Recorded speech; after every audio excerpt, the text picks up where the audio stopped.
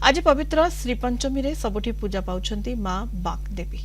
এই অবসରରେ ପୁରୀ ଜିଲ୍ଲା କୋଣାର୍କ ବେଳାଭୂମିରେ ବାଲୁକା କଳା ମାଧ୍ୟମରେ ସରସ୍ୱତୀ ପୂଜାର ଶୁଭେଚ୍ଛା ଜଣାଇଛନ୍ତି ବାଲୁକା ଶିଳ୍ପୀ ସରିତା ଗୁଚ୍ଛାୟତ।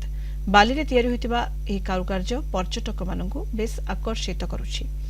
ମାଙ୍କ ବୀଣା ଓ ଅକ୍ଷରରେ କାରୁକାର୍ଯ୍ୟ କରି ସୁନ୍ଦର କଳାର ପ୍ରଦର୍ଶନ କରିଛନ୍ତି। ବାଲୁକା କଳା ମାଧ୍ୟମରେ ଓଡ଼ିଶାର କଳା ଓ ସଂସ୍କୃତିକୁ ଆଗକୁ ନେବାକୁ ଲକ୍ଷ୍ୟ ରଖିଥିବା କହିଛନ୍ତି ବାଲୁକା ଶିଳ୍ପୀ ସରିତା। ସେପଟେ ତାଙ୍କର ଏହି କଳାକୃତି ପାଇଁ ବେଶ୍ ପ୍ରଶଂସା ସାଉଁଟିଛନ୍ତି ବାଲୁକା ଶିଳ୍ପୀ।